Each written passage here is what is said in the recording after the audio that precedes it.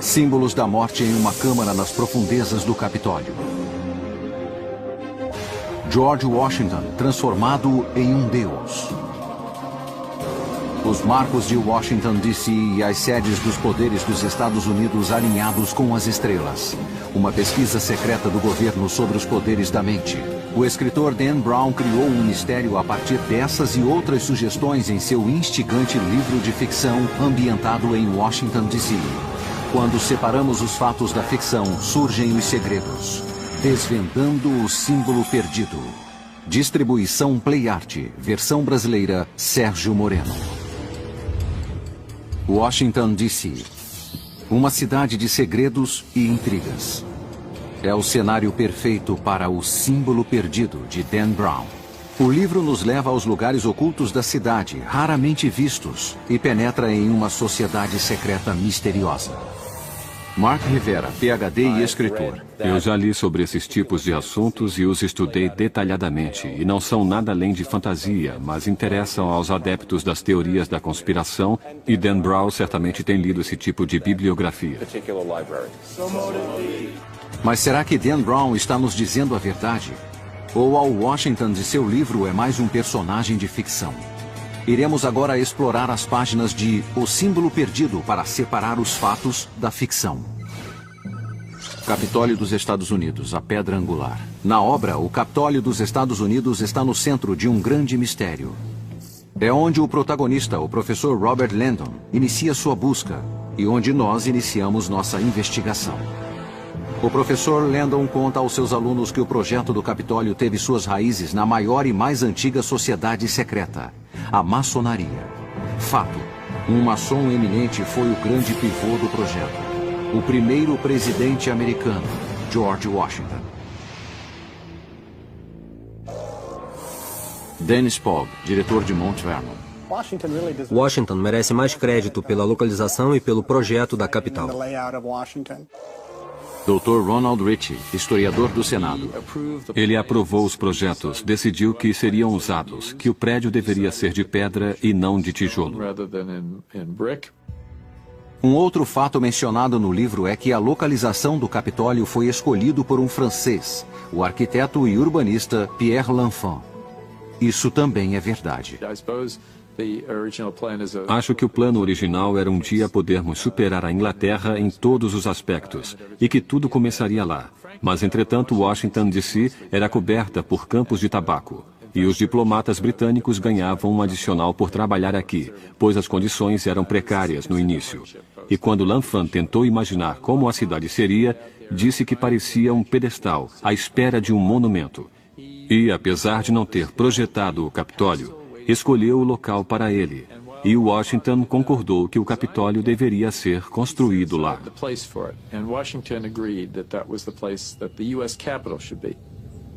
No livro, o professor Landon surpreende seus alunos dizendo que George Washington assentou a pedra angular do Capitólio em uma cerimônia tradicional maçônica.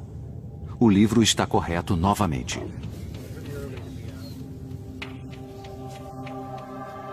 Na manhã do dia 18 de setembro de 1793, o presidente Washington levou um grupo ao local e, usando um avental de estranha aparência, comandou os eventos do dia. Foram apresentados artigos maçônicos tradicionais como milho e frascos de óleo e vinho. Com isso, a pedra angular do Capitólio foi colocada. O que não está no livro é o fato de que hoje essa pedra está desaparecida. A placa é tudo o que resta.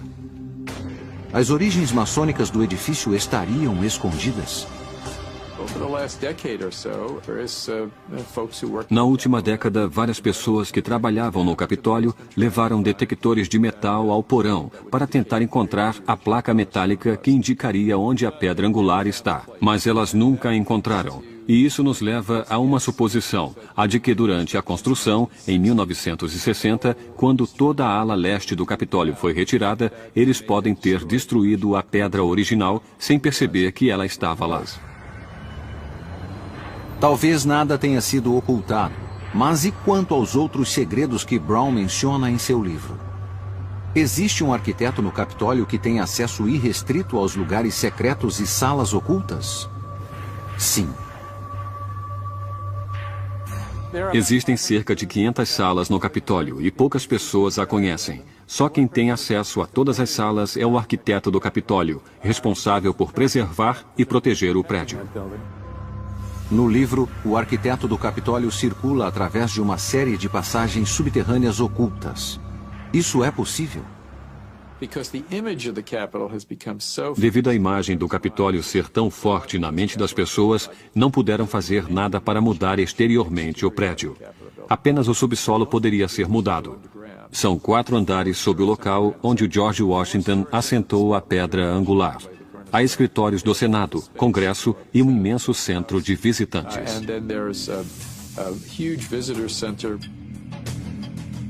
O livro também descreve uma série de túneis que ligam o Capitólio aos prédios ao seu redor.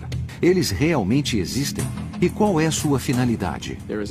Há um túnel que liga o centro de visitantes ao Jefferson Building, o prédio principal da Biblioteca do Congresso, do outro lado da rua. Existem outros túneis mais secretos ainda? Os outros túneis que cortam o subsolo do Capitólio são de vapor, de água e onde passam os serviços públicos. Há também corredores para a circulação. Do prédio do Senado a um dos prédios do Congresso, há um sistema de metrô que liga o Capitólio aos outros prédios. No livro, o professor de simbologia vai ao Capitólio para dar uma palestra. Ao invés disso, faz uma descoberta aterradora: uma mão humana cortada.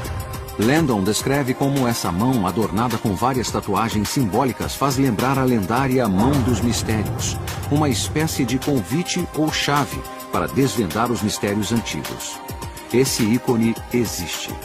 Considera-se que sua origem data dos tempos bíblicos do rei Salomão, quando a mão era estendida aos visitantes que entravam no Templo da Sabedoria.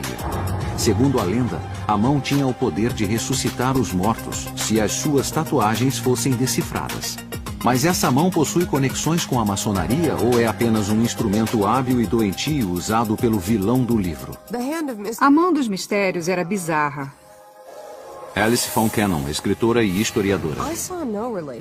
Não vi nenhuma relação entre a Mão dos Mistérios e os rituais maçônicos que conheço. Isso foi uma licença poética. No livro, o mais enigmático é o objeto para o qual a mão aponta: o mural dentro da cúpula do Capitólio. O artista italiano Constantino Brumidi pintou o afresco em 1865, que é conhecido como a Apoteose de Washington. Ele retrata George Washington como um deus cercado de figuras clássicas, com a deusa da liberdade à sua esquerda e liberdade à sua direita. Entre as duas deusas vemos 13 donzelas com 13 estrelas acima que representam as 13 colônias.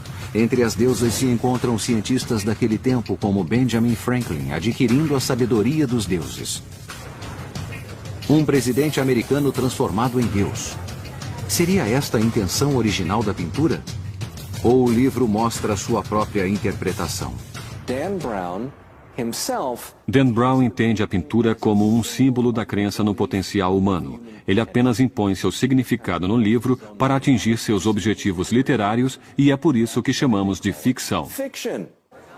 Mas a história está cheia de exemplos de líderes que deixam de ser meros mortais aos olhos do povo.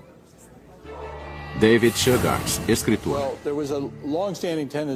Temos uma tendência antiga em transformar nossos heróis em deuses.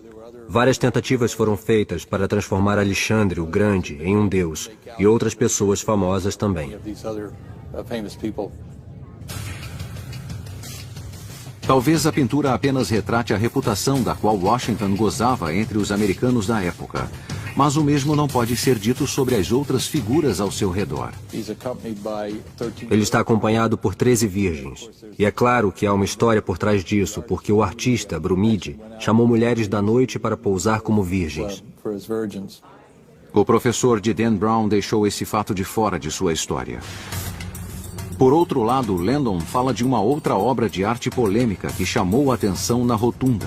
Uma escultura de George Washington de tronco nu, como o deus grego Zeus. É verdadeira. Ela sugere que Washington desempenhava um papel muito importante na sociedade americana. James Reese, diretor de Mount Vernon. Sempre que os pais fundadores estavam em situações difíceis e tinham de escolher uma pessoa como líder de todos os líderes, era George Washington. E o povo da América sabia disso. Nunca houve um presidente tão amado por tantas pessoas na América do que George Washington. Certa vez, um jornalista escreveu um artigo dizendo: se George Washington se candidatar à presidência, terá todos os votos.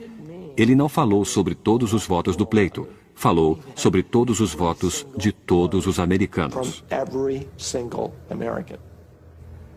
Talvez George Washington era tido como um deus. Mas por que um deus grego?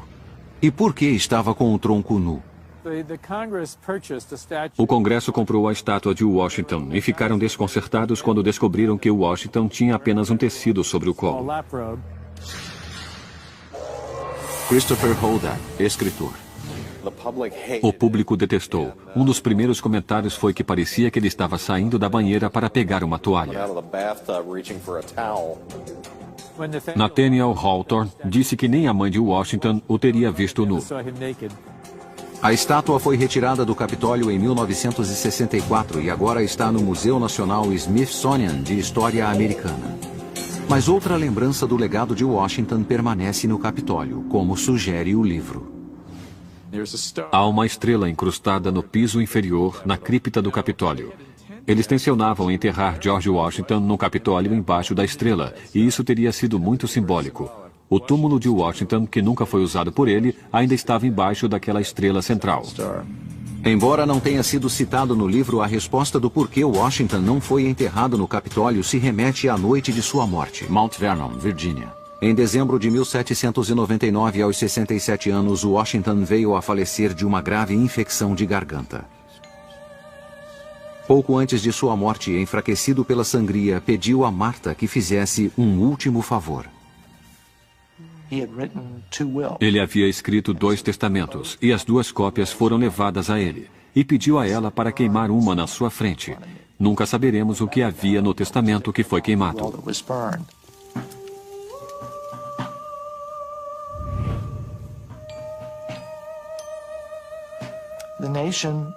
A nação ficou em choque. Não puderam acreditar que George Washington havia morrido.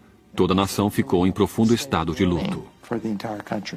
Neste funeral, com grandes... Ele foi cremado em Mount Vernon, em uma cerimônia maçônica. E devolva seu corpo para o local de onde veio. Martha estava abalada e transtornada. Não compareceu ao funeral. As opiniões diferem quanto ao local onde Washington queria ser sepultado, no Capitólio ou em Mount Vernon. Washington queria ser sepultado em seu túmulo em Mount Vernon. Essas foram suas instruções. Ele planejava ir para o túmulo no Capitólio. Mas, infelizmente, Martha morreu. E a promessa não foi cumprida. Não conseguiram construir o túmulo a tempo. Martha Washington então morreu e os herdeiros de Washington decidiram que iriam desrespeitar a decisão de Martha. Seu último desejo ainda é um mistério.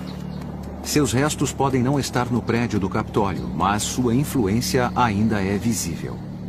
A irmandade a qual ele pertencia ainda existe nos dias de hoje. A maçonaria, uma sociedade secreta ou uma sociedade com segredos?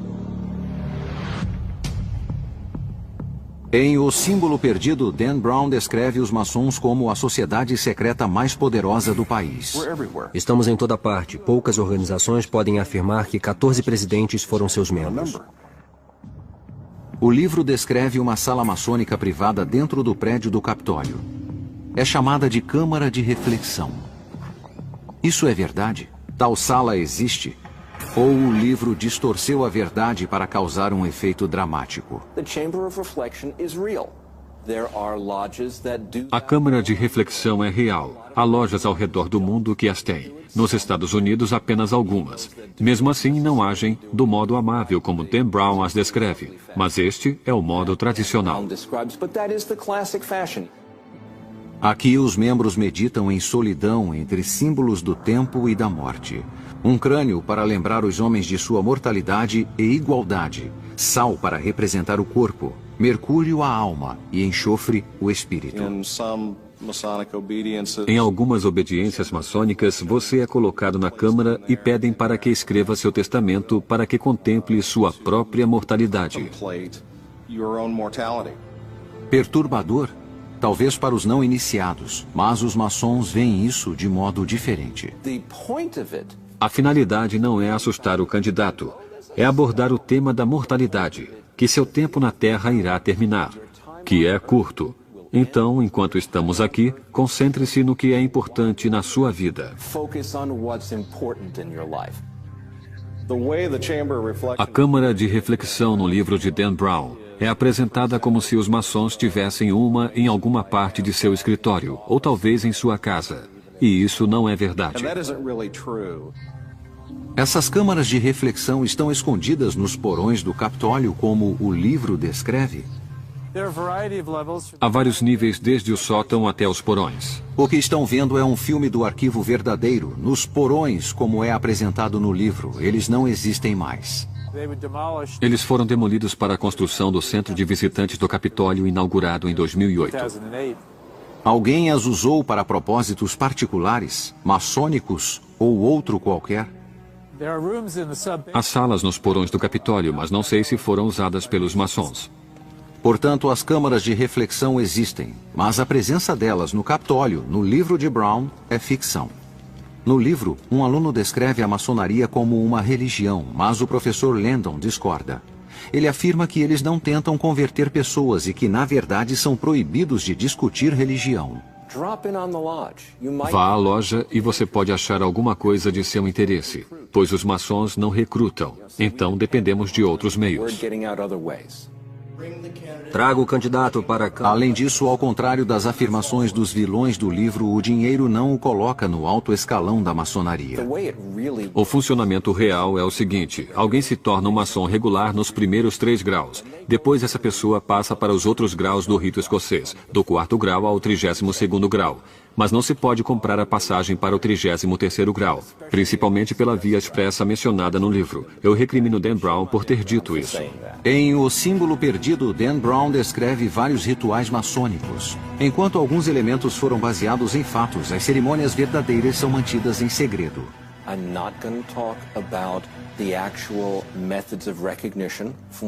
Não vou falar sobre os métodos reais de reconhecimento entre os maçons, nem sobre detalhes do ritual, não porque haja algo ruim nele, mas porque não falamos sobre isso. É preferível fazê-lo fora das vistas, confidencial e privadamente. A recriação do ritual foi realizada com o auxílio de um outro mestre maçom para o melhor entendimento de seus métodos. O candidato é levado à loja sem saber como será essa experiência. O candidato não vê a loja porque está vendado. Como parte do ritual, ele é levado para um passeio pela loja, dentro de um certo padrão.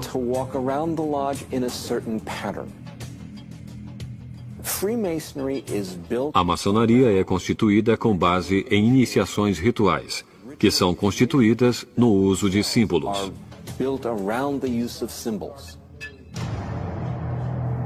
Os rituais acenam às origens maçônicas.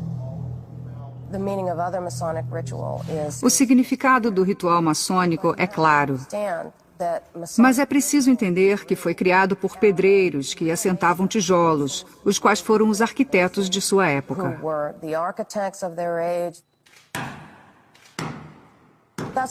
Esse é o propósito do ritual, nos manter ligados ao passado e às nossas crenças.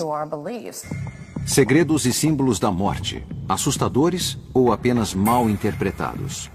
No livro, o vilão bebe vinho em um crânio.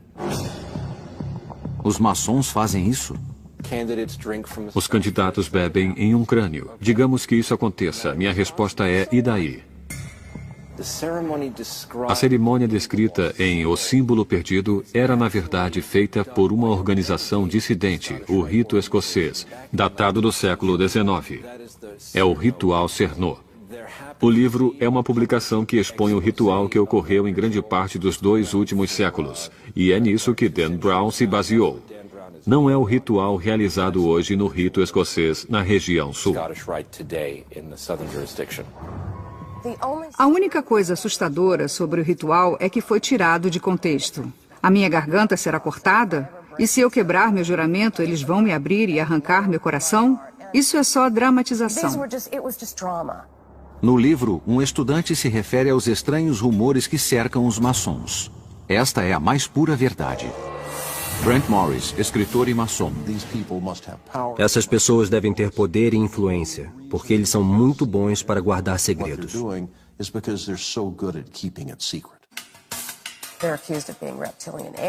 São acusados de serem répteis alienígenas, são acusados de mais coisas que se possa pensar do que qualquer outro grupo. Acho que parte do problema é porque o ritual é mantido em segredo.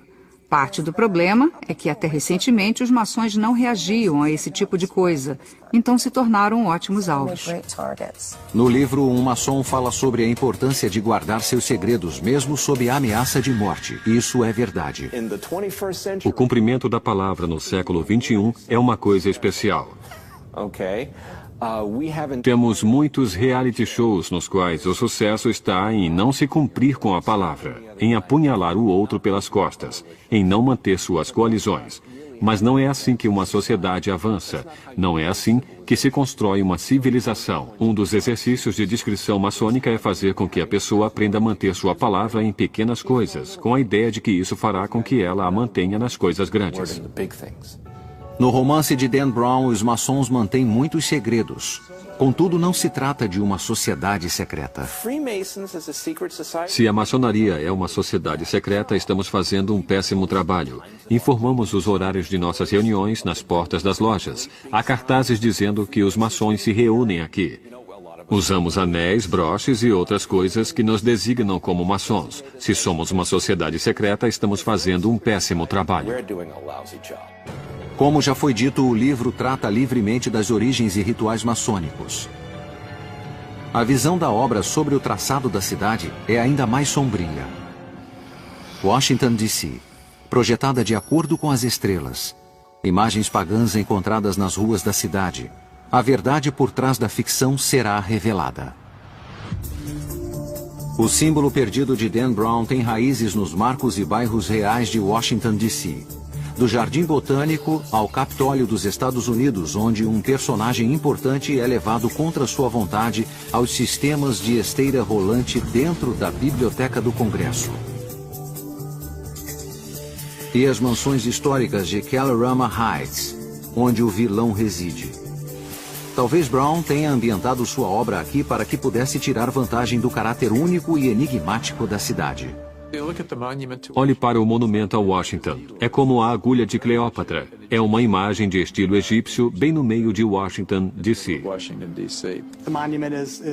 O monumento é um obelisco, um símbolo antigo, remete ao Egito Antigo.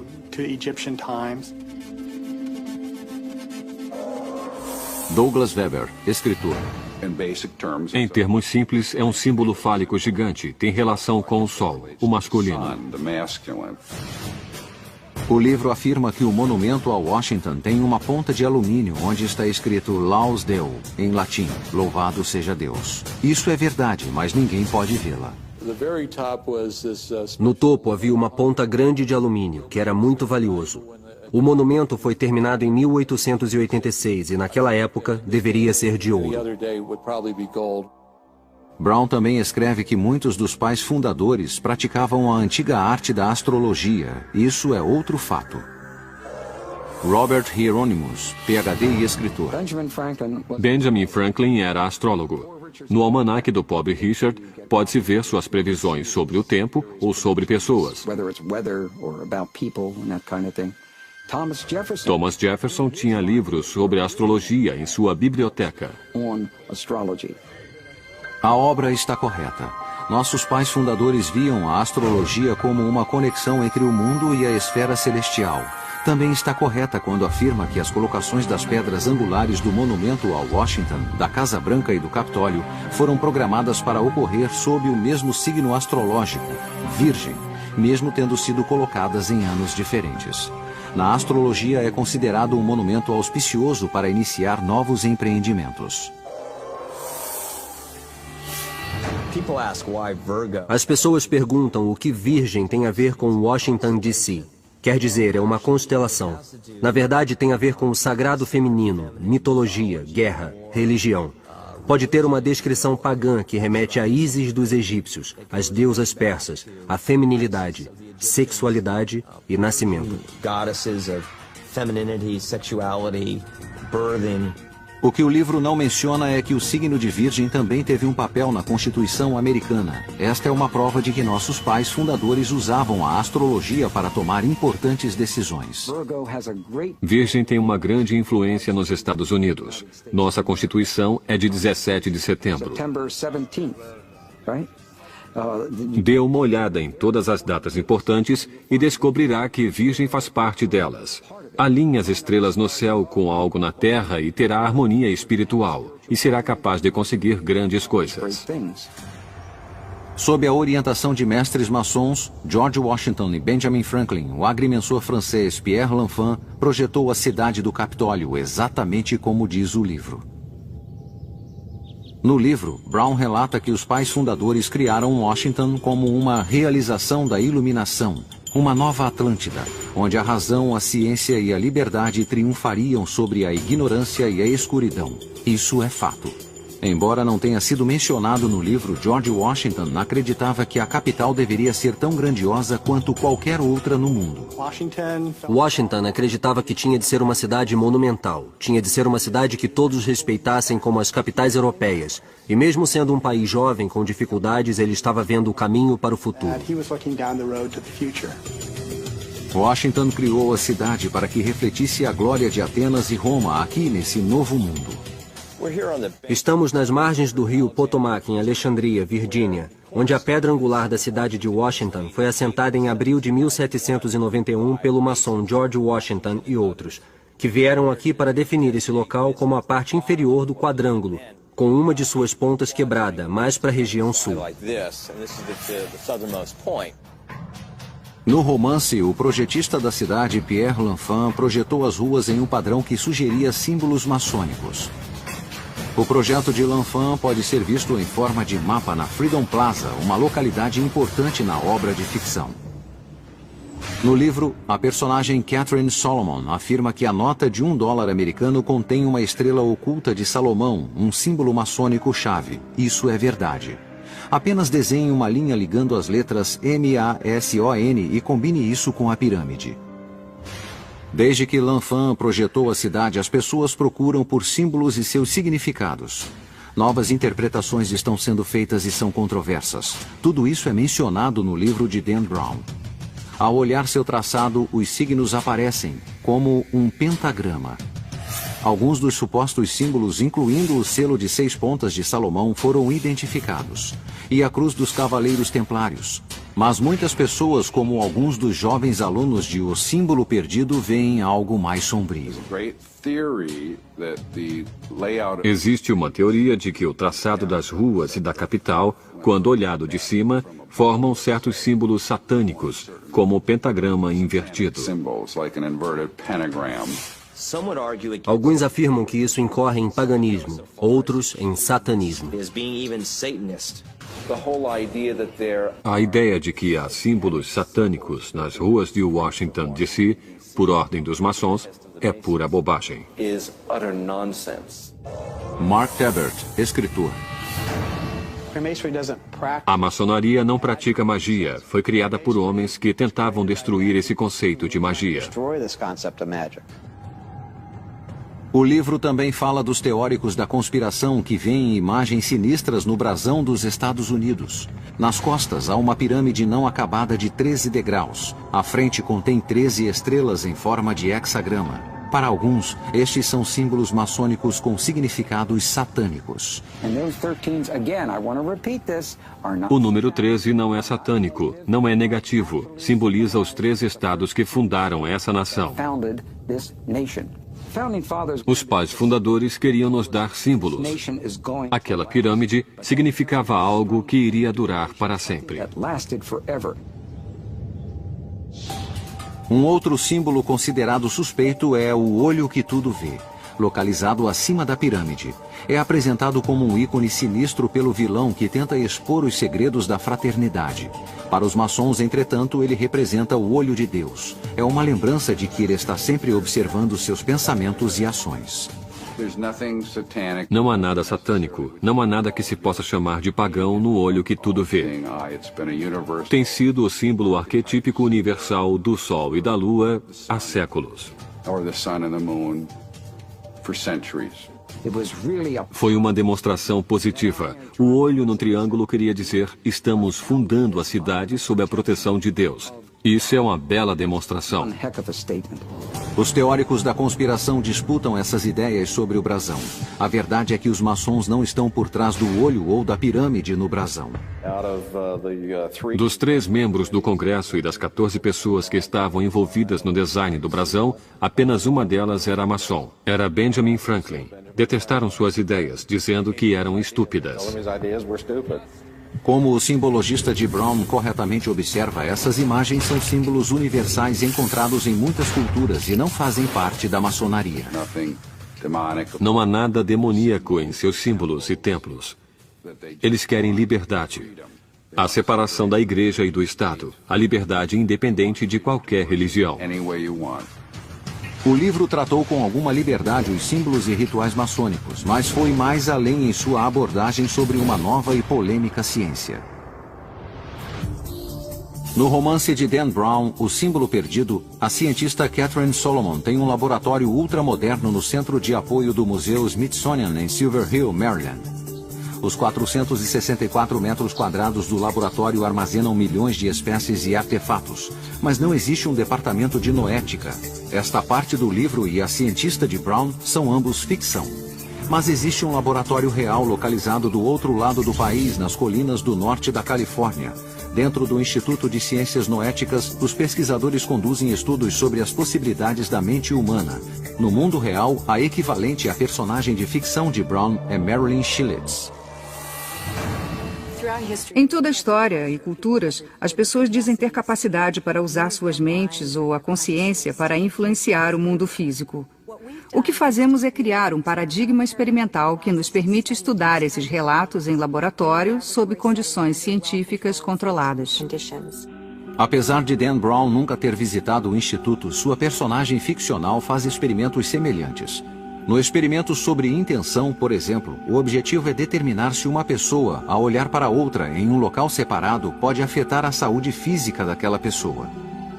O sujeito é conectado a um equipamento de eletrocardiograma em uma sala isolada, revestida de chumbo. Parecida com o cubo isolado usado no laboratório ficcional de Dan Brown, esta sala é à prova de som e isolada das ondas de rádio, então não há como trapacear. As imagens no monitor são intercaladas aleatoriamente entre a do sujeito e a do observador. Toda vez que o rosto do sujeito aparece, o observador tenta enviar pensamentos positivos e curativos. O que queremos saber é se quando a atenção é concentrada na pessoa distante, isso mexe com sua fisiologia. Se acontece o mesmo quando apenas ouvem seus nomes, por exemplo. Se quando não estão sendo olhadas, elas se acalmam. Essa é a essência do experimento. O sujeito não tem ideia de quando sua imagem irá aparecer no monitor, então não há como ele tentar provocar uma reação física. Como a cientista de ficção de Brown, os pesquisadores descobriram uma conexão importante entre os pensamentos positivos de um sujeito e a resposta física do outro. Vemos esses efeitos em laboratórios diferentes, então algo acontece. A questão é, isso realmente tem efeitos curativos? O mais impressionante é que esse efeito parece acontecer sem nenhuma conexão física. Se não há um sinal e nada partiu de algum ponto, deve haver mais alguma coisa. O que podemos pensar sobre isso é que nossa ideia de espaço na conexão entre duas pessoas não é completamente correta. Embora o livro não mencione, esse conceito tem dominado a ciência ocidental desde o século XVII, quando o filósofo e matemático francês René Descartes fez um pacto com a igreja para evitar perseguição. A igreja disse, tudo bem, vamos deixar você fazer ciência. Não vamos considerá-lo um herege, mas vamos fazer um trato. Você estuda os aspectos físicos e deixa os aspectos da alma e da consciência conosco. Ainda estamos vivendo sob o legado dessa negociação política, segundo o qual a ciência acredita que a única área relevante e válida para se pesquisar são os aspectos físicos materiais. Um experimento não mencionado no livro sugere que podemos ser capazes de enxergar o futuro. O sujeito é conectado a um aparelho de eletroencefalograma enquanto usa óculos e fones de ouvido com LEDs especiais. Os LEDs piscam e um tom de áudio toca em um padrão aleatório, acionando uma reação fisiológica. Eles veem uma luz ou ouvem um tom em momentos aleatórios. Não sabem quando, nem eu sei. O computador decide quando isso vai ocorrer. De acordo com o Dr. Radin, os testes mostraram que o corpo reage antes de a luz piscar e de os tons de áudio tocarem. É como se o corpo estivesse enxergando o futuro em uma fração de segundo.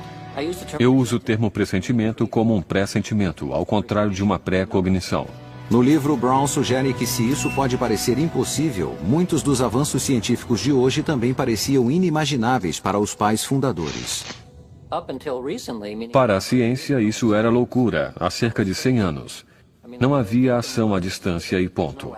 Duas coisas só podiam interagir se houvesse proximidade entre elas. A mecânica quântica e a relatividade mudaram isso. No mundo de O Símbolo Perdido, quanto mais se sabe, mais se quer ocultar. Em um momento crítico na obra, a vida de um personagem eminente está por um fio. Para se salvar, ele pergunta a um estranho: não haverá esperança para o filho da viúva? A frase é de verdade um sinal secreto de perigo da maçonaria. O livro faz referência a uma cerimônia real na qual trabalham apenas os maçons de alto grau. Suas origens datam de crenças maçônicas antigas e é considerado o ritual maçônico mais sagrado. A peça apresenta Hiram Abif, o arquiteto, chefe do templo do rei Salomão, que se depara com um grupo de ladrões. Esses homens ameaçam matar Hiram a menos que ele revele uma senha secreta. Hiram se recusa e, antes de ser morto, pergunta: não haverá esperança para o filho da viúva? Hoje, a coragem e a fidelidade de Hiram em manter sua palavra, em não revelar o segredo, é um princípio central para todos os maçons. Em outro grupo cuja existência depende de códigos e cifras é a Agência Central de Inteligência em O Símbolo Perdido. Um diretor de segurança da CIA irrompe no prédio do Capitólio e assume o comando. O livro estaria correto em afirmar que a CIA tem autoridade para assumir o comando, afirmando ser um assunto de segurança nacional? O FBI tradicionalmente cuida de investigações domésticas. O diretor de segurança da CIA não tem mais autoridade do que você e eu para prender um cidadão. Peter Ernst passou 35 anos na CIA trabalhando em operações secretas pelo mundo. O que ele considera verdade no livro é o uso de mensagens codificadas pelos personagens. Códigos e cifras eram muito importantes na CIA. Todo o nosso tráfego de informação entre os agentes e a central era codificado. Quando recrutávamos agentes, mas não podíamos encontrá-los pessoalmente, tínhamos de usar o que chamamos de comunicação impessoal. Tudo era escrito e transformado em código para ser enviado. Agentes e oficiais reais também se comunicavam através de linhas seguras. São telefones nos quais a conversa é codificada, uma forma de codificação automatizada. Não ficávamos expostos, escrevendo nossos códigos. Outro mistério retratado por Brown é Cryptus. Na obra, ele diz que esta obra de arte está nos limites da CIA e ainda deve ser decifrada por um exército de decifradores de códigos. Tal obra existe e deixa perplexos os mestres espiões. Cryptus, uma palavra grega que significa oculto, é a criação do artista James Sanborn. Em uma rara entrevista para a televisão, Sanborn discute sua criação. James Sanborn, artista. Achei que seria a melhor maneira de fazer uma obra de arte para uma agência de espiões, que se revelaria devagar e manteria um nível de interesse. Em 1991, Sanborn desvendou criptos diante um público cético de mestres espiões. Eles apenas viam uma grande escultura, com uma estrutura em S de cobre, emergindo do que parecia ser uma impressora de computador. Na estrutura, pode-se ver um texto codificado e complexo, com cerca de 1.800 letras, divididos em 4 seções. Estudei a arqueologia há muitos anos e era fascinado pelas coisas escondidas embaixo da terra, difíceis de encontrar, mas que eram fascinantes depois de achadas. Eu queria que a descoberta da escultura Cryptos passasse por esse processo.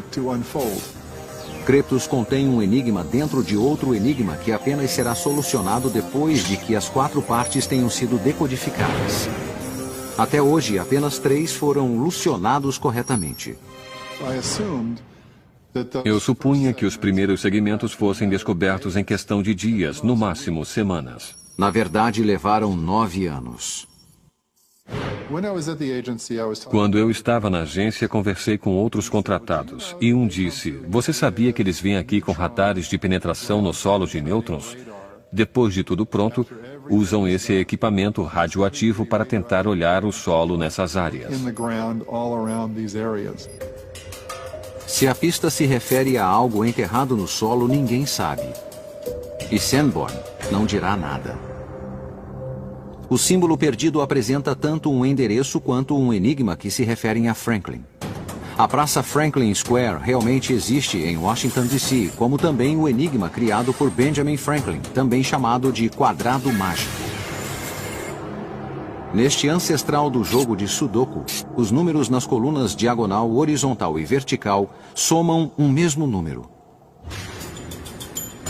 Mas códigos e cifras não servem apenas como ferramentas para a espionagem.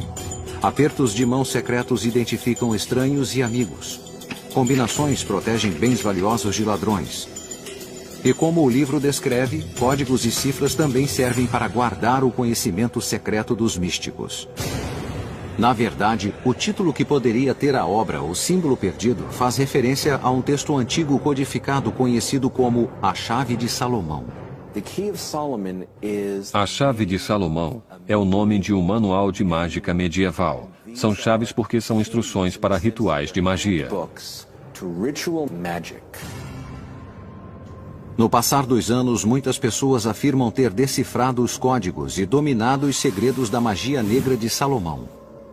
No livro, o vilão de Dan Brown é inspirado por Aleister Crowley, um homem que afirmou ter decifrado os segredos da Chave de Salomão. Este homem realmente existiu. Aleister Crowley, uma das figuras mais famosas dos rituais de magia no século XX, foi descrito corretamente. O propósito disso é obter poder. Ele deseja e tem como objetivo tornar-se um deus do mal dos demônios. Ele quer fazer isso com o poder que espera obter observando os rituais.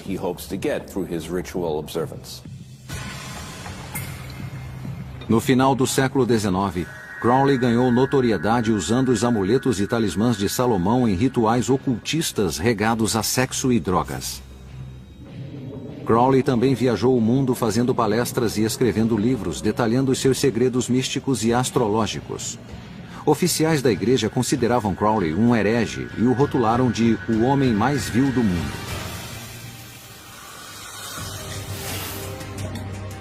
Rituais de magia negra são apenas um dos elementos sombrios da obra de Dan Brown.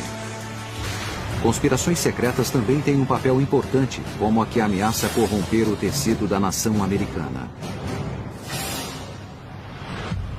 Na obra de Dan Brown, o vilão acredita que quando atingir o nível mais alto da maçonaria, todos seus segredos serão revelados a ele. Um deles pode ser a crença de que os maçons se tornam deuses, como a imagem de George Washington na rotunda do Capitólio. Fiquei chocado ao ver todas as coisas sobre a apoteose. A ideia de as pessoas se tornarem deuses. Devo dizer que não é algo que ensinamos na maçonaria. Não é contra os ensinamentos maçônicos, só não dizemos esse tipo de coisa. Aparentemente, Dan Brown tirou a ideia da religião dos Mormons. O aspecto central da Igreja dos Últimos Dias é que se os indivíduos fizerem uma aliança com Deus, de uma certa forma, em certo lugar, através de certa autoridade, e depois cumprirem-na, após sua morte serão elevados a um estado de deificação. Isso faz parte da herança humana. Deus diz isso quando diz que eu os torno co-herdeiros de Cristo. Essa doutrina polêmica preocupou a alguns, mas a crença data dos primeiros cristãos. No início da igreja cristã, líderes emitentes afirmavam coisas do tipo: Deus se tornou homem para que o homem se tornasse Deus. Há várias maneiras de se entender isso. Então, a antiga doutrina da apoteose diz: volte novamente. É claro que Brown dá a sua própria interpretação disso. Outro tema central de O Símbolo Perdido é a crença na conspiração maçônica. Vários alunos do professor Landon falam de rumores de que os maçons governam secretamente o mundo. Suas suspeitas não surpreendem porque as teorias da conspiração são típicas dos Estados Unidos. Há muitas teorias da conspiração, pois por natureza os seres humanos são desconfiados. Algumas pessoas têm mais tendência a querer saber, explicar e resolver coisas que não fazem sentido para elas. As conspirações são maneiras de estabelecer a diferença. Algumas teorias da conspiração foram tão comentadas que as pessoas não sabem no que acreditar. Hoje em dia, quem acreditar que Lee Oswald agiu sozinho é considerado maluco, menos os conspiradores, que são considerados os donos da verdade. Em O Símbolo Perdido, o foco da teoria da conspiração são os maçons. A maçonaria deve ser o alvo mundial favorito das conspirações. Não acredito que haja outro grupo que tenha suportado tantos ataques. Se digitar maçonaria no Google e começar a navegar pelos sites, foram acusados de estar por trás do Holocausto, de serem uma força na conspiração dos judeus e na conspiração pelo dinheiro. Que os maçons e os judeus dirigem os bancos e, portanto, o mundo. Os maçons se tornaram um grande alvo, em parte por se recusarem a responder às críticas. É fácil dizer que uma sociedade é do mal, secreta, se as pessoas não te contam a verdade. Eles se colocaram acima disso, mas deram instrumentos para essas pessoas. Isso reflete nossa necessidade de saber. Se algo nos é mantido em segredo, combinado com nossa inclinação a ver o lado negativo antes do positivo, vamos desenvolver uma história negativa sobre o que não entendemos. Quando ouvimos algo negativo sobre um maçom, a coisa explode. Vamos dizer que o maçom é a encarnação do demônio. Na obra, o professor Landon se lembra dos anos em que escrevia sobre as ricas tradições dos maçons. Também reconhece que foram acusados de adoração do demônio e de conspirar a favor de um governo mundial. Uma pesquisa na internet revela que o livro está certo. Os presidentes Bush e Clinton eram membros da Crânio e Ossos, uma sociedade secreta com raízes maçônicas. Reagan foi aceito como membro honorário da maçonaria, assim como Truman, uma lista de homens fortes. E sim, ela se perpetua. Teóricos da conspiração afirmam que o olho que tudo vê presente na nota de $1 é um símbolo dessa nova ordem mundial. Foi colocado lá por um maçom, o presidente Franklin Roosevelt. A verdade, a nova ordem mundial não é novidade. Como o livro coloca, os pais fundadores a criaram. A evidência está no brasão americano. Abaixo do olho que tudo vê e da pirâmide vemos as palavras Novus Ordo Seclorum. Significa a nova ordem do mundo. Isso é importante porque o novo mundo é uma república, uma forma representativa de governo, não uma monarquia que era a antiga ordem. Eles queriam uma nova ordem mundial, uma nova Atlântida onde a liberdade imperasse. Brown também descreve como essa nova ordem tornou-se uma ameaça aos líderes do clero que temiam perder o poder e a influência. Brown mostrou em Anjos e Demônios a luta entre a luz e a escuridão. O que ele chamou de luz foi a razão, a lógica e as conquistas científicas, a salvação da humanidade, não a superstição e a espiritualidade. Desde então, grupos religiosos rebateram com afirmações de que os maçons estariam buscando uma nova forma de dominação global. O comunismo seria um exemplo perfeito nos tempos modernos. A religião é abolida. A espiritualidade é considerada uma superstição. O grande irmão e o governo cuidam de todos, do berço ao túmulo. O papo corrente na maçonaria é que vamos executar o plano da nova ordem, de dominação do mundo, assim que cortarmos algumas cabeças. Não vamos dominar o mundo. A crença nessa e em outras conspirações é enraizada na América porque às vezes são verdadeiras. Na obra de Dan Brown, oficiais da CIA monitoram conversas ao celular e mensagens de e-mail. Qual é a realidade disso? Estamos sendo observados como os personagens de O Símbolo Perdido? Quase todos têm um celular. Quando você fala em um celular, o que diz vai para a atmosfera. Lá, alguém pode se apossar disso e tentar entender, mesmo se falar outra língua. Se usar palavras em código para esconder algo, alguém pode analisar e compreender o que está dizendo. E isso vale para qualquer tipo de comunicação. Depois que sua conversa vai para a atmosfera, pode ser captada por alguém e provavelmente entendida. No livro, os oficiais da CIA podem estar usando um sistema de vigilância global chamado Echelon. Nos últimos 30 anos tem sido usado para espionar países estrangeiros, grupos terroristas e cartéis de droga. Nesse processo, os computadores do Echelon também captaram virtualmente todas as conversas eletrônicas do mundo. O Echelon intercepta especialmente comunicações via satélite. Por isso, se são do governo ou empresas codificadas ou não, alegam que os americanos estão espionando todos os tipos de conversa.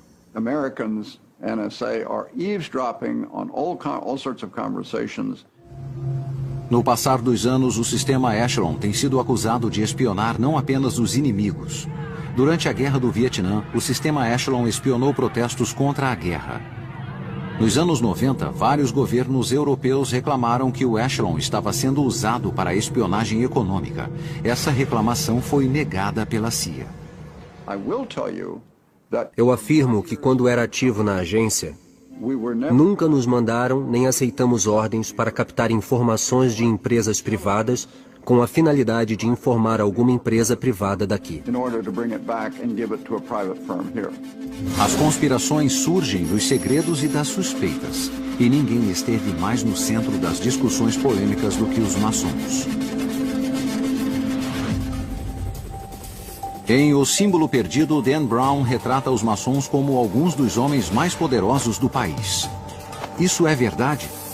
O fato é que 14 dos ex-presidentes americanos eram maçons conhecidos, quase um terço do total. Além disso, pelo menos 35 dos membros da Suprema Corte, bem como incontáveis congressistas, se comprometeram a manter os juramentos maçônicos. Entre os membros recentes do Congresso estão o senador Trent Lott, do Mississippi, os deputados Eric Cantor, da Virgínia, e Joe Wilson, da Carolina do Sul. É impressionante o quanto a maçonaria afetou a história e quantos grandes nomes se envolveram como membros da fraternidade. No livro, Brown retoma as raízes da maçonaria, também chamada de a arte, cujos primeiros membros eram pedreiros das construções de grandes catedrais da Europa. O que o livro não menciona é que para construir essas obras de arte arquitetônicas, os maçons precisavam conhecer os métodos científicos mais avançados da época, como a física, a geometria e a matemática. Essa ligação íntima, tanto com a religião quanto com o poder secular, possibilitaram aos maçons desenvolver uma perspectiva única. A maçonaria não está interessada em dogmas porque não é uma organização religiosa, não tem credo ou fé.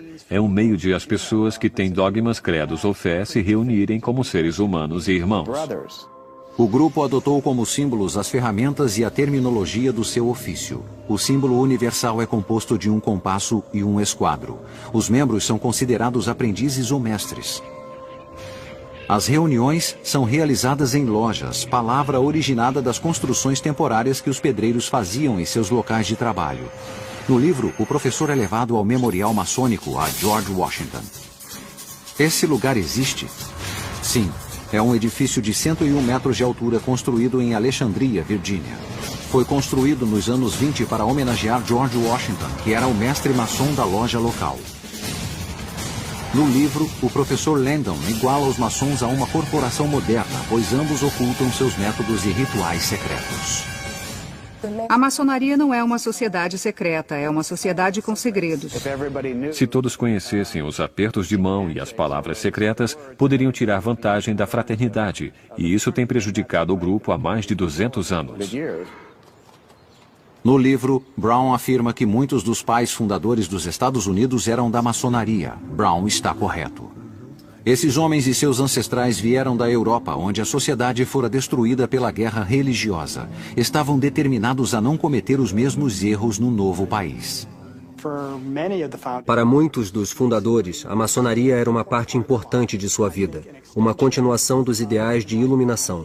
Foi a Era da Razão. Era crucial tirar a sociedade dos tempos antigos e colocá-la no que pensavam ser um caminho melhor para o futuro. Hoje, nos Estados Unidos, considera-se a liberdade de expressão como a pedra angular da Constituição, mas no século XVIII tal afirmação poderia causar a morte. Isso obrigou os maçons a se reunirem secretamente em tabernas e porões. Maçons falando em democracia, autodeterminação e liberdade de expressão poderia ser considerado uma ameaça à aristocracia, ao poder da igreja. O livro mostra que os pais fundadores pretendiam estabelecer um novo país sob os princípios dos avanços científicos, não dos dogmas religiosos. Isso também é verdade.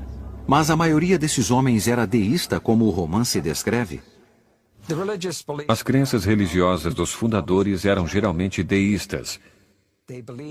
Eles acreditavam que havia um Deus, mas não precisavam necessariamente adotar nenhuma religião. É por isso que, segundo o romance, foi criado um dos princípios básicos americanos: a separação entre a Igreja e o Estado. O livro também menciona que a busca por uma nova sociedade iluminada pelos maçons não foi tarefa fácil. Outros grupos, como os Cavaleiros Templários e os Rosa Cruzes, tinham ideias semelhantes, mas foram esmagados por grupos religiosos poderosos. O livro também comenta que durante séculos na Europa, líderes poderosos da igreja afirmavam falar em nome de Deus e exigiam adesão aos seus princípios e crenças. Grandes cientistas e pensadores como Isaac Newton e Leonardo da Vinci foram forçados a esconder seus trabalhos ou seriam rotulados como hereges. Isso é verdade. Os que discutiram várias teorias científicas, como o que acontece fora do nosso planeta, perderam suas vidas. Alguns deles foram queimados. O romance também acerta quando mostra que os maçons rejeitam dogmas religiosos. Só é preciso acreditar em um poder supremo, não em um Deus específico. A maçonaria incentiva o homem e sua fé, mas não que o homem imponha sua fé aos outros. Eles dizem basicamente o que os fundamentalistas odeiam, que há vários caminhos para se chegar no mesmo lugar. Essa ameaça se tornou realidade quando a Declaração da Independência foi assinada em 1776. Ao declarar a independência, esses homens arriscaram tudo por um novo conceito chamado liberdade. O sonho havia se tornado realidade. E em 1787, muitos dos princípios básicos maçônicos se integraram à Constituição dos Estados Unidos. Brown afirma que metade dos que assinaram a Constituição era maçom. Contudo, segundo os maçons, esse número se aproxima a 1/3. O símbolo perdido trata do papel da maçonaria na fundação do sonho americano, mas não explica que a influência maçônica teve grandes efeitos além da política. Branch Rickey, dono de um time de beisebol de primeira divisão, contratou o primeiro jogador afro-americano, Jackie Robinson. Um ícone da literatura, Mark Twain, escreveu Tom Sawyer e Huckleberry Finn, e John Glenn foi o primeiro americano a orbitar a Terra. Infelizmente, também existiram as ovelhas negras da maçonaria, como o traidor Benedict Arnold, o polêmico diretor do FBI, J. Edgar Hoover, e até mesmo o cruel ditador comunista Joseph Stalin pode ter sido maçom. Sua ligação com os corredores do poder fez com que muitos pensassem que os maçons tinham segredos sinistros. O fato de os maçons buscarem uma missão e um sistema de crenças superior não impediu a ação de seus inimigos. A batalha entre a luz e a escuridão estava prestes a começar. O vilão em O Símbolo Perdido tem como alvo os maçons. Entre eles estão os homens mais poderosos do país. É possível derrubar uma sociedade tão poderosa? A descrição associada à maçonaria alimentou as suspeitas e o medo entre os leigos desde a fundação do país. Acredita-se que os maçons tenham algum tipo de influência sobre outros membros que transcende sua obrigação para com a família e o Estado. Então a maçonaria é um grupo sombrio e subversivo que faz coisas ruins. Mas nem sempre foi assim.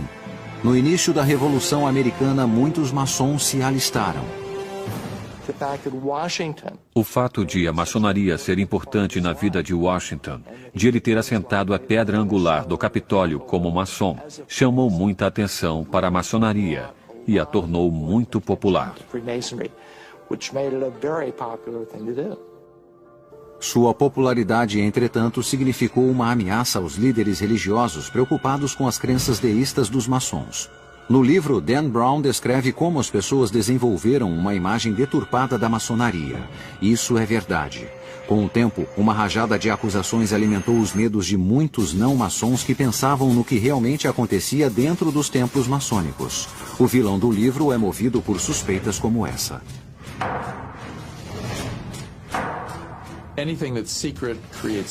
Tudo que é secreto cria suspeitas, principalmente em uma república onde se diz que todos são iguais. Portanto, houve muitas suspeitas sobre os maçons.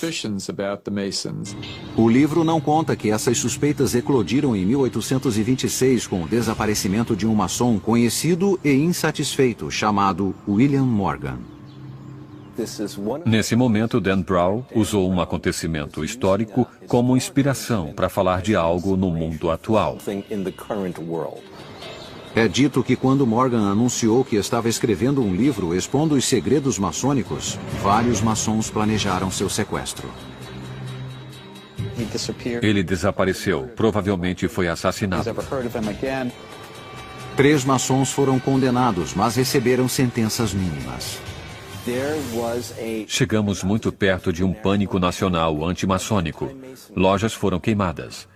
Maçons foram ridicularizados. Alguns apanhavam nas ruas. Em algumas lojas, o número de membros quase chegou a 0. Nos anos de 1830, o Partido Antimaçônico foi formado e nomeou um ex-procurador-geral, William Wirt. Wirt concorreu contra o maçom Andrew Jackson e perdeu. Ele logo foi esquecido na história. Mas depois de mais de 1 século e meio, William Wirt esteve nas manchetes novamente. Alguém violou o túmulo de William Wirt, cortou sua cabeça e levou seu crânio. O roubo permaneceu insolúvel durante 30 anos, até que um anônimo afirmou estar de posse do crânio. Recebemos uma ligação anônima e não soubemos mais nada durante 1 ano. O vereador Jim Graham, aqui de Washington, D.C., nos informou que o crânio havia sido levado a ele para garantir que voltasse para o lugar de direito. Nunca se soube por que o crânio foi roubado. Talvez tenha sido usado em estranhos rituais. Talvez tenha sido apenas uma brincadeira. William Wirt foi um símbolo do sentimento antimaçônico que continuaria prejudicando a sociedade secreta. Mas durante esse tempo, um novo grupo maçônico adquiriu poder, o Rito Escocês, o grupo retratado na obra de Dan Brown. Segundo algumas pessoas, eles tinham um lado sombrio, o que causava suspeitas. Suspeitas presentes no coração do romance. O Símbolo Perdido abre sua primeira cena aqui, na casa do Templo Maçônico, em Washington, D.C. O romance descreve essa grandiosa construção como uma réplica do templo do rei grego Mausolus, o mausoléu original. O livro diz ser um mausoléu que abriga os restos de 2 de seus líderes maçons.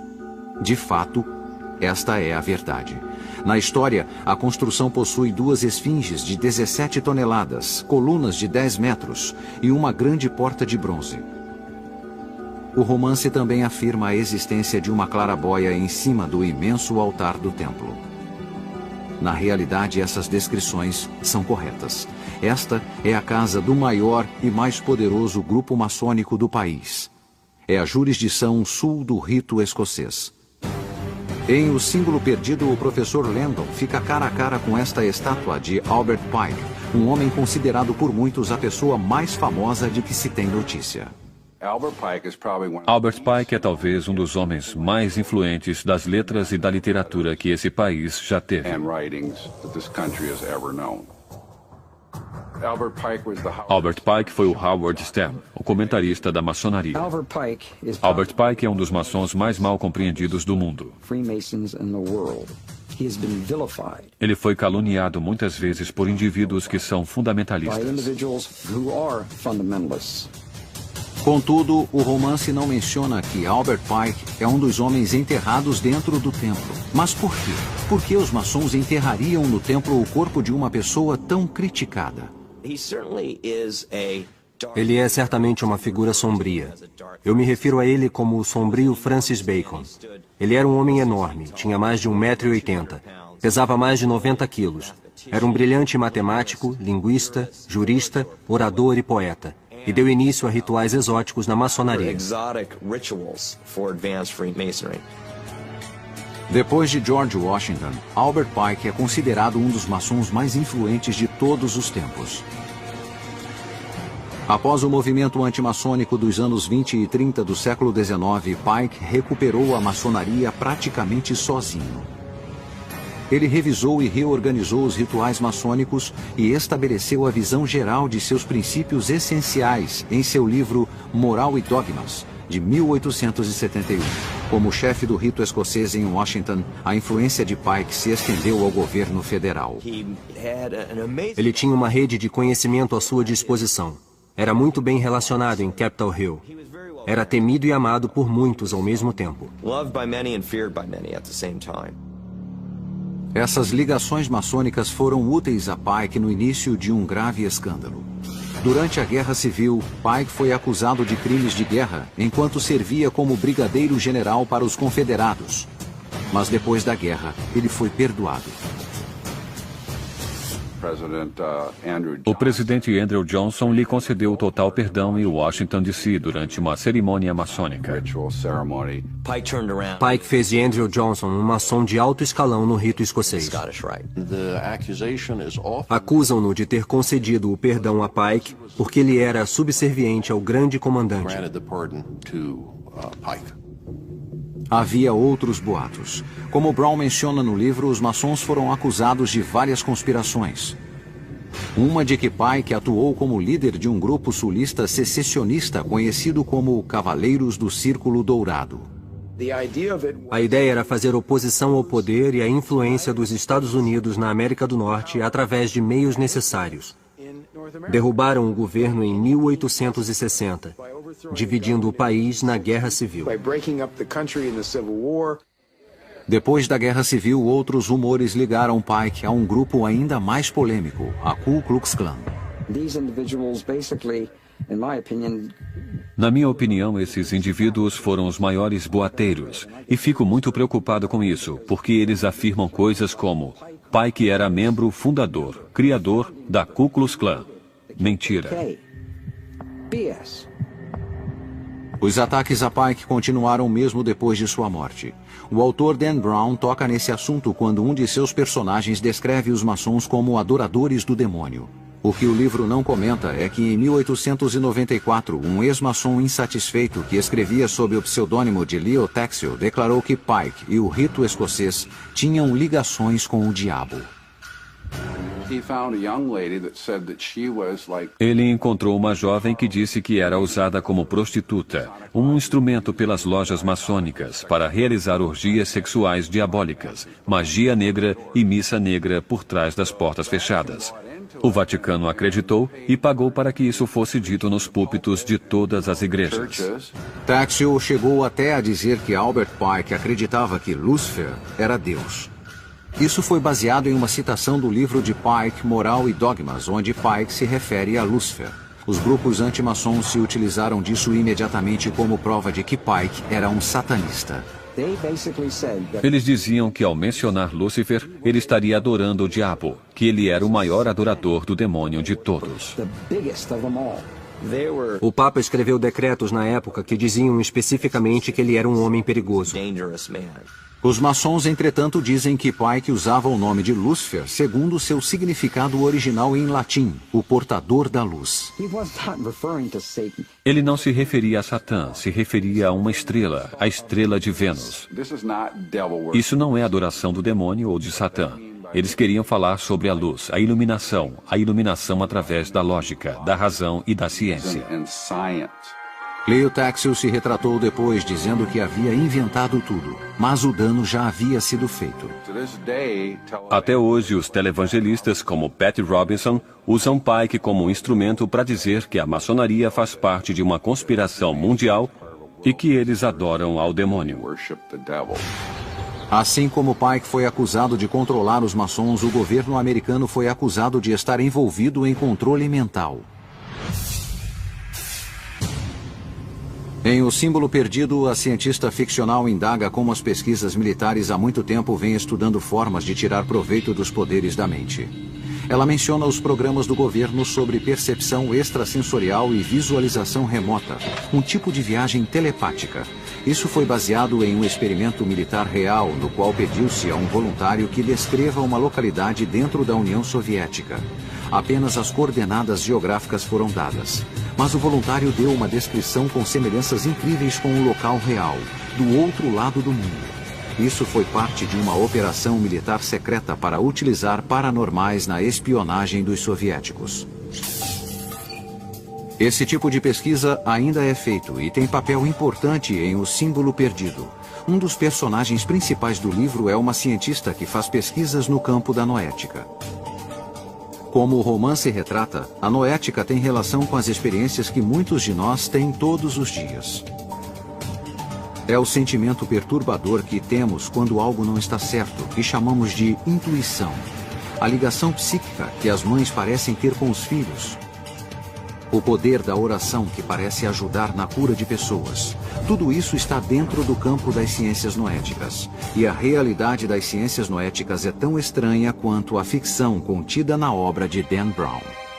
Estudos científicos sérios dos chamados fenômenos psíquicos foram iniciados na década de 30, quando o parapsicólogo americano J.B. Rhine começou a fazer experiências em um laboratório.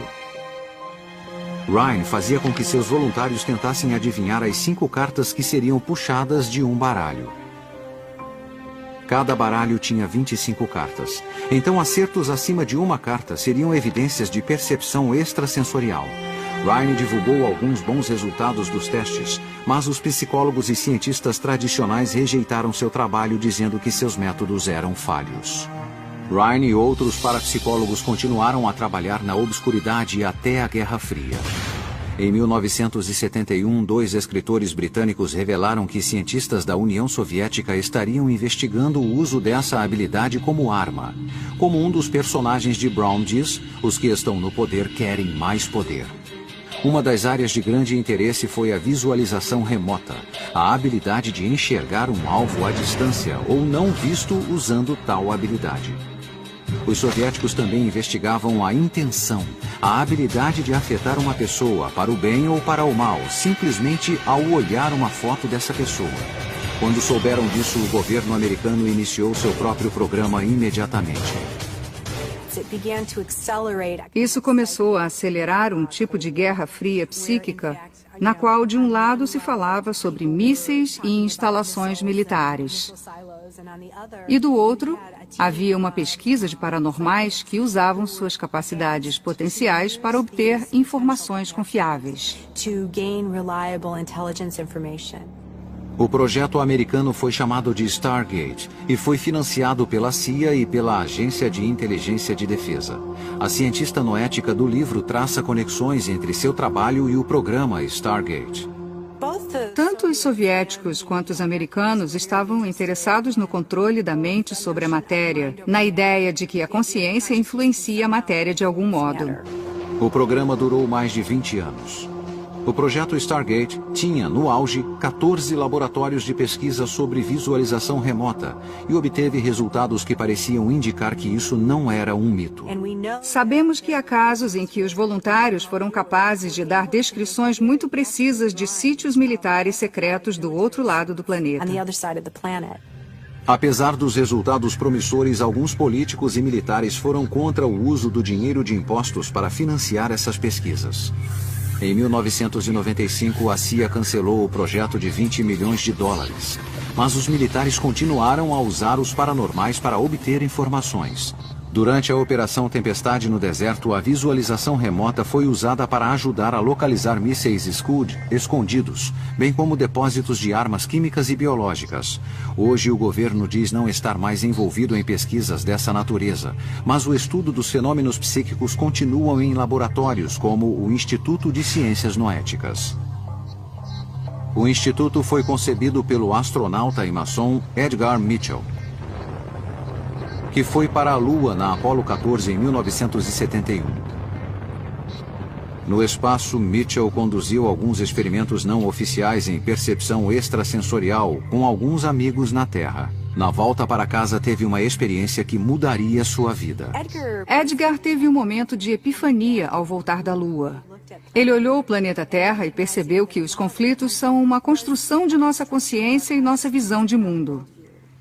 Ele teve um sentimento profundo de unidade, como se as moléculas de seu corpo o conectassem ao sistema solar e que nós éramos parte de um todo emaranhado.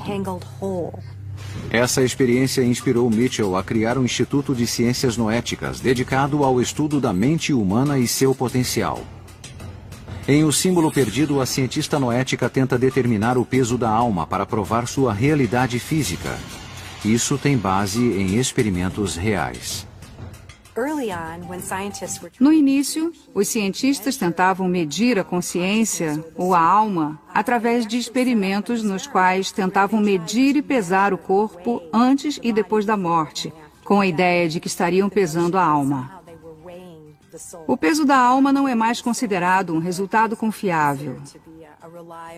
As pessoas estão tentando desenvolver pesquisas sob a noção de que a consciência pode ser mais do que apenas algo físico. A cientista da obra acredita que suas pesquisas mostram que os fenômenos psíquicos, como a telepatia, a clarividência, a pré-cognição e o controle da mente sobre a matéria são reais, assim como os pesquisadores aqui do Instituto de Ciências Noéticas. Quando verificamos todos os dados de cada um dos experimentos, encontramos evidências estatísticas fortes de que não há apenas um efeito real, mas ele é repetido. E essa é a chave para a ciência. No livro, a cientista afirma que pensamentos em grupo, como nos grupos de oração ou círculos de cura, podem ter efeitos profundos. No mundo real, a ciência noética tem estudado se o poder da oração e da consciência em grupo causam mudanças. Diferente do livro, no mundo real, os resultados são inconclusivos. Acredito que é preciso realizar mais pesquisas, porque isso é praticado por muitos. Simplesmente rejeitar porque não se encaixa em nosso modelo científico convencional é uma grande injustiça com as experiências que as pessoas têm feito há milênios. Então, a ciência do livro de Dan Brown pode estar anos-luz à frente das ciências noéticas da realidade, onde mais os fatos não confirmam a ficção. Como pode ser visto, Dan Brown construiu sua ficção em um mundo de fatos e possibilidades. Câmaras de reflexão existem, mas não no porão do edifício do Capitólio. O governo financiou pesquisas sobre o poder da mente, mas não no Instituto Smithsonian. A mão cortada foi baseada em uma lenda real. E é verdade que o Capitólio dos Estados Unidos possui um mural onde George Washington é retratado como um deus. Também vimos que as descrições de Dan Brown de uma Washington oculta são baseadas em pessoas, locais e fatos reais. A cidade possui referências a antigas civilizações. O templo do rito escocês existe. Ele tem 2 esfinges de 17 toneladas na frente e uma pirâmide não acabada no topo. No interior, há realmente um enorme templo com uma claraboia que nos remete ao olho que tudo vê, da nota de $1. E 2 corpos estão enterrados lá dentro. Os símbolos secretos presentes no romance e encontrados no traçado da cidade têm fascinado simbologistas e teóricos da conspiração do mundo todo. A pedra angular do monumento de Washington contém as palavras bíblicas e em latim, Laus Deo, que significam Louvado seja Deus, escritas em seu cume. A afirmação no livro de que os pais fundadores acreditavam em astrologia é verdadeira. A Casa Branca, o Capitólio e o monumento de Washington estão alinhados com as estrelas, e suas pedras angulares foram assentadas sob o mesmo signo de Virgem. A Catedral Nacional contém 10 pedras do Monte Sinai, uma pequena rocha da Lua e uma gárgula com o rosto de Darth Vader. Também aprendemos que os maçons são uma organização real e que seus segredos têm gerado polêmica. Contudo, o livro modificou alguns de seus símbolos e rituais. Um exemplo disso é o uso da fênix de 2 cabeças na capa. O símbolo maçônico verdadeiro é uma águia de 2 cabeças. Coloque as mãos para frente, desse jeito. Um outro símbolo maçônico mencionado, mas não retratado no livro, é a cadeia de união. Esse ritual simboliza a união da mente, do espírito e do corpo por todo o universo, a transformação da unidade na totalidade. Essa cerimônia utiliza o poder da consciência em grupo para conseguir mudanças. Quando se tem muitas pessoas concentradas em um ritual específico, que o viram ser executado centenas de vezes antes pela perspectiva da ciência noética, poderá haver mudanças.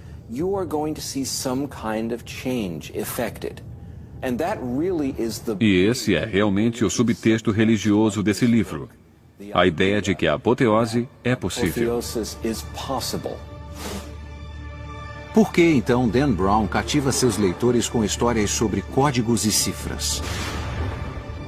Talvez seja porque, através da história, acontecimentos no mundo mudaram por causa de mensagens secretas. Segredos que foram mantidos e segredos revelados.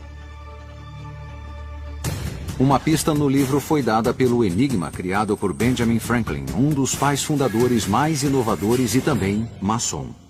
Benjamin Franklin foi o único.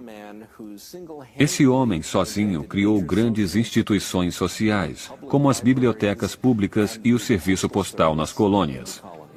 Ele escreveu sobre filosofia política. Foi editor e publicou importantes documentos.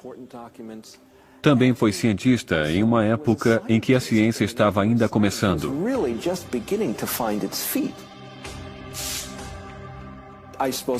Não deveria me surpreender por ter se engajado na matemática recreativa, como a ordem 8 do quadrado de Franklin. Criar quadrados mágicos não é fácil. Fez também uma indústria caseira para eles. Você pode encontrar o quadrado de Franklin em um dos seus almanaques. Estamos falando de um gênio multifacetado e estadista. Não foi mencionado no livro que George Washington quase foi destruído por uma conspiração secreta. Durante a guerra, o general americano Benedict Arnold quase perdeu a guerra por trabalhar com agentes britânicos. Seu esquema foi descoberto apenas quando as forças americanas capturaram um oficial britânico que levava um bilhete escrito em código com tinta invisível. No livro, Dan Brown escreve sobre a lenda da pirâmide maçônica e seu papel na proteção dos mistérios antigos. Brown afirma em O Símbolo Perdido que os maçons são os últimos portadores dos mistérios antigos.